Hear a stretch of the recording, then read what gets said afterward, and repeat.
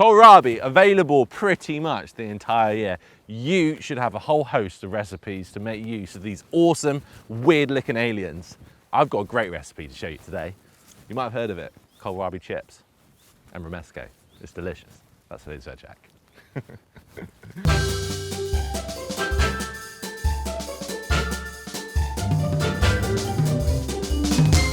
Surely one of the weirdest looking vegetables going, right? The kohlrabi. One of the best things about the kohlrabi is it's all edible, apart from this little woody core at the bottom.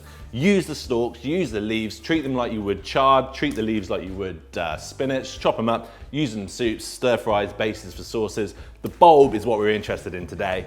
Delicious. When you roast them like this, the texture is really something delightful, and can't wait to show you. So first thing we do, peel your kohlrabi. It's up to you now. You don't want your chippies to be too big, but you don't really want them to be too skinny at all. So that, for me, is the dream kohlrabi wedge. What do you reckon?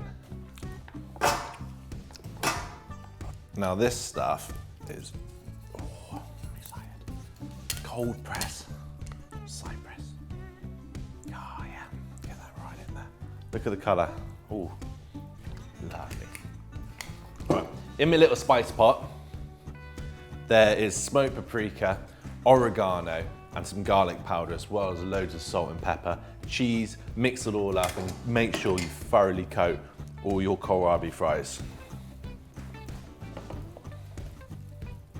Right, so with most things you have to use your head a little bit. We're gonna whack them in a nice hot oven, keep an eye on them, make sure they're not burned, and we'll take them out when they're crispy and beautiful.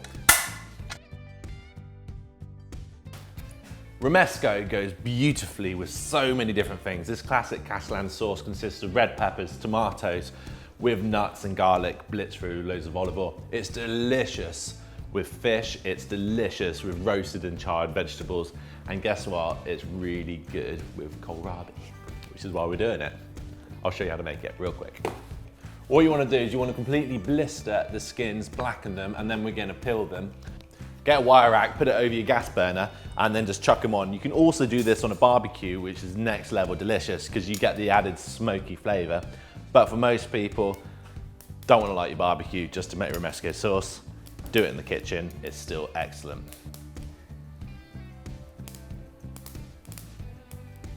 Okay, so now they're blistered, you can see they're starting to collapse on themselves, which implies that the insides are sort of steam themselves really soft. What you want to do is you want to get them out and you want to cover them and let themselves sort of sweat out all that delicious smoky liquid. So in a bowl, covered in cling film, or another bowl on top will kind of work. Get them in, let them cool down. As soon as they're soft enough to touch, then we'll peel them. So I've left the peppers for about 20 minutes, so hopefully they'll be cool enough to handle now. So what you want to do is just scrape away the black bits. You don't have to be too worried about it. If you get a little bit of black skin left on, it's certainly not going to ruin it. Now next, just break the top off. We want to get the seeds out because we don't really want the seeds. So with these Romano peppers, they actually come away remarkably easy. Look at that, lovely roasted peppers. Some tomatoes, some toasted hazelnuts.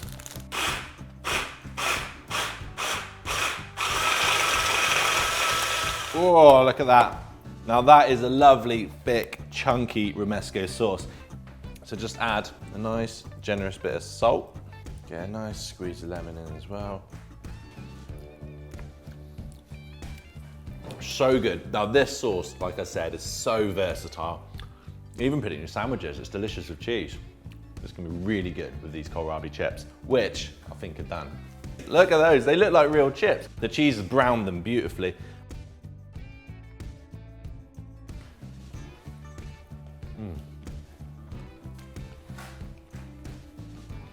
They're delicious. They are really, really good. The cheesy bakedness with the kohlrabi, with the romesco sauce, that is, that's really special actually. That's really, really good. Right, I really hope you give these a go. They're absolutely delicious. If there's any other vegetable you'd like to see us talk about, cook, or prepare, or if you've got any comments, just get in contact, let us know. We love to hear your feedback. Stay tuned for more weekly veg hacks.